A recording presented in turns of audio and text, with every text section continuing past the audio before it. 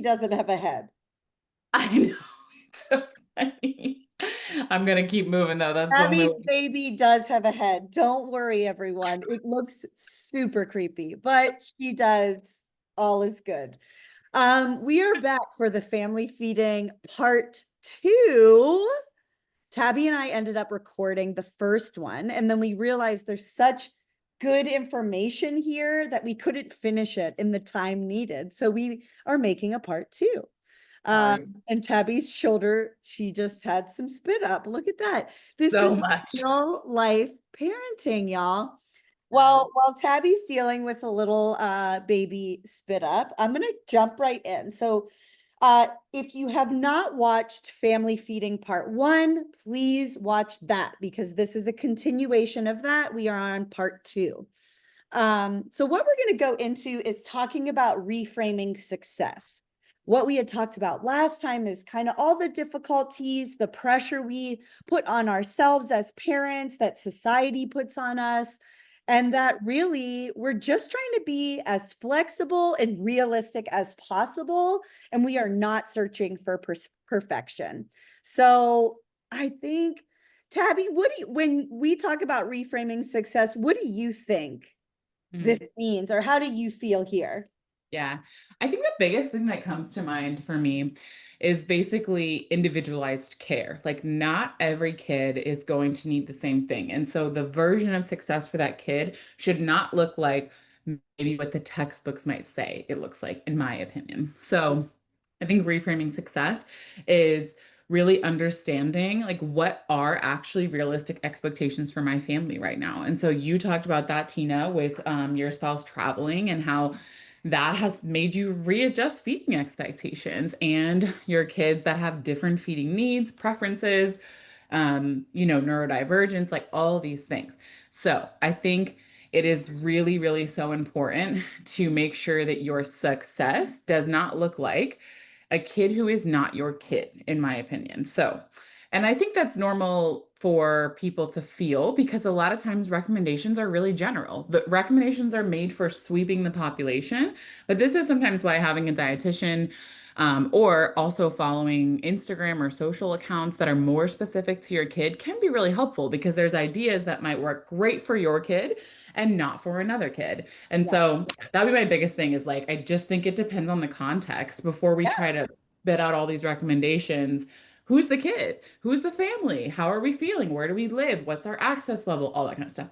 Yeah. Yes. And I'm going to be the first one to kind of call myself out that 6 years ago, 7 years ago, maybe even a little bit longer, I was like pushing division of responsibilities. Like, and while we also encouraged individualized needs, I really did kind of push down this avenue. And then by luck had it, I have a kiddo, my oldest, who again, that just wouldn't work. And for a long time, he survived off of Carnation Instant Breakfast. And because that was like his safety food. And Right. in that process, then I'm learning, oh, okay, I think I need to course correct here. And this just isn't going to work for him. So for me, the success was cool. I get to pivot. I'm not searching for perfection. I'm shifting and going, I need to meet his needs. This is good enough, right? Like, is he getting vitamins and minerals and fiber and whatever? I'm not sure. I don't know. But I'm just trying to make sure that he's not hungry. And this is what will work right now, right? Obviously, that's grown over time, but sometimes when I'm really overwhelmed, it's like I'm just looking for good enough. And Yeah. that's how I really keep my mental health in check and then keep my kids' meal times and snack times really a lot less stressful. Uh, Yeah. Something that we had put on here is that we focus a lot more on connection over menu quality. And ooh, I know, I get it. I hear some of y'all watching this being like, not doing it. We're not saying completely negate nutrition information. I'm not saying that, but there is a lot of fun had at the table with my kids and getting that one-on-one time or going out to eat because that's fun versus like, I need to have some perfection in my food. It can be really obsessive and not actually helpful. Yes. Another angle is trusting that nutrition is more of a zoom out process versus a zoom in. If Yeah. we're focusing on one meal, one snack, one day, even 1 week, 1 month, that's not how our body regulates nutrition and health. We have to be able to zoom out and see this big picture.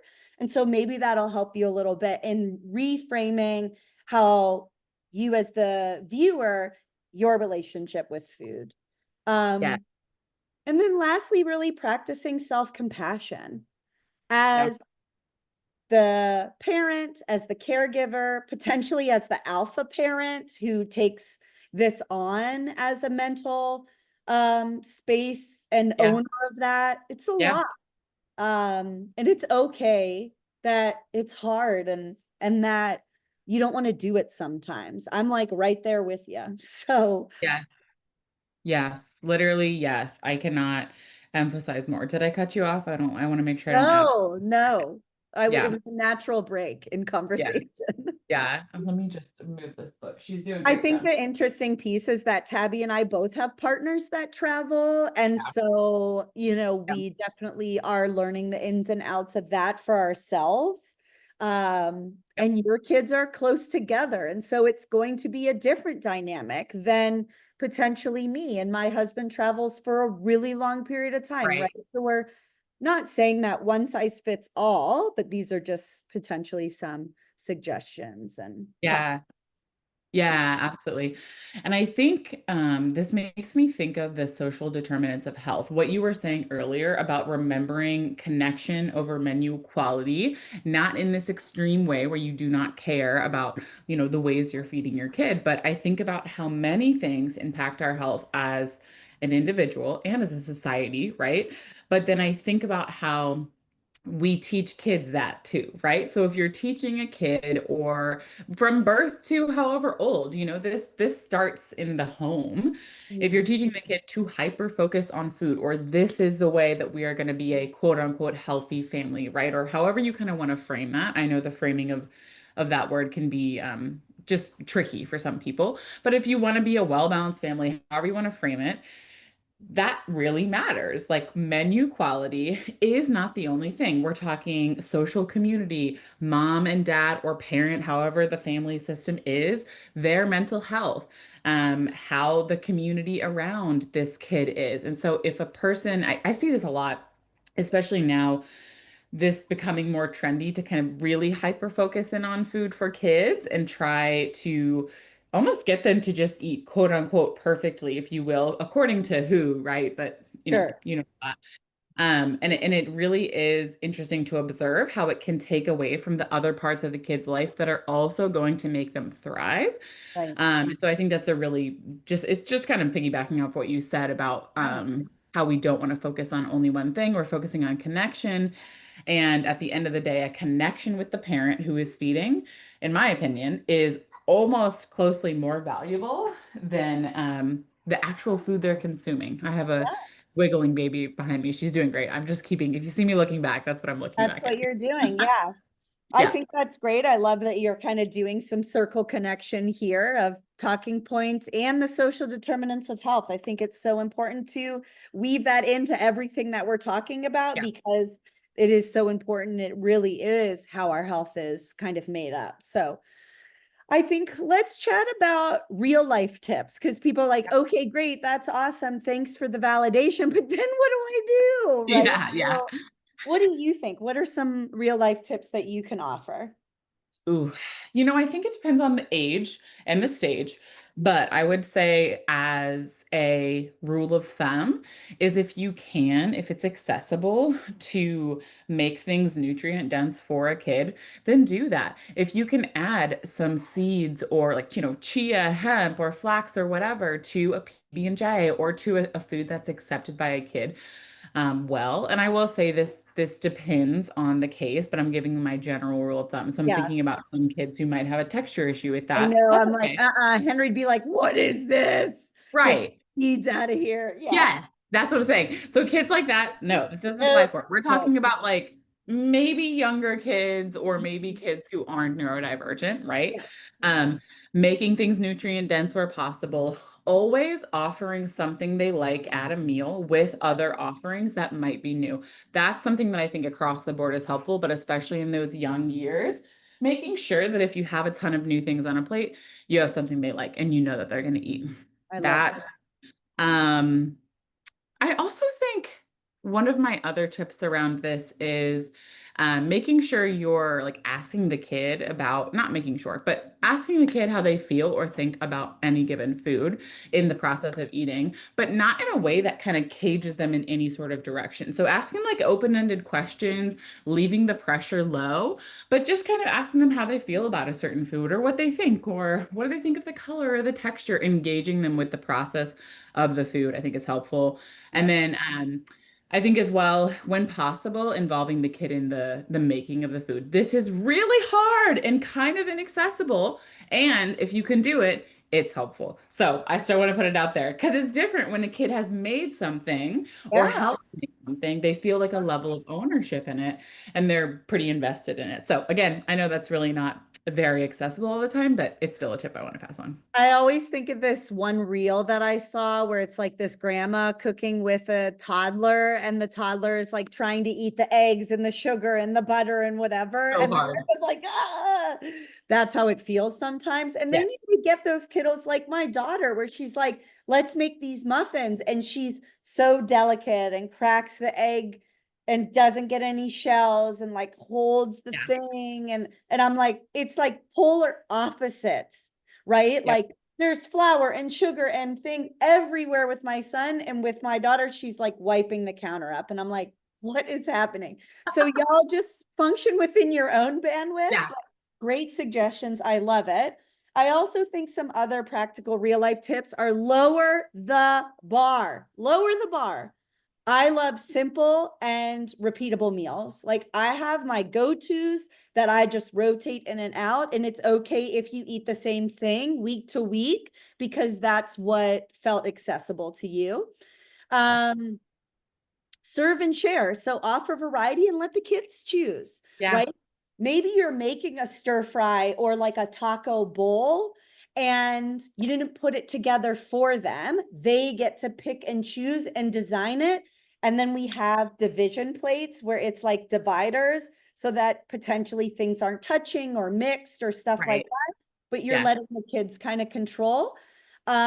Use shortcuts, frozen veggies, Yep. frozen fruit, batch cook, snack plates for dinner. You Yeah. ever see people put like little snacks in the muffin tins? And I mean, Yeah. kids love it, right? Yeah. Eating out of a muffin tin, right? Like, ooh, cool. Like, So it's fun. okay to have cheese crackers and fruit Yeah. for dinner. Yes. It's okay, y'all. Um, Yes. you can create flexible base meals with optional add-ins. Maybe you're doing meal swaps with friends or recipe swaps with friends, right? We're like, just overall lower the bar. It's okay. Yes. Don't need to be gourmet chefs because I'm Yeah. certainly not. No. It's just not the time for that. Even if somebody is interested in cooking, I like and loves that, I still think it's just not the time of life. And so lower the bar. That Lower the definitely. bar. Yeah, yeah. We're going to shift into like the emotional side of all of this to really just hold space for it. Yeah. Um, I really just want to normalize the frustration and overwhelm that can come from all of this. It's really hard to be personally the alpha parent that has to decide on meals and snacks for my family for the goodness foreseeable future. I Yeah. am upset about that, but I'm dealing. So it's okay to be bummed out and to feel overwhelmed.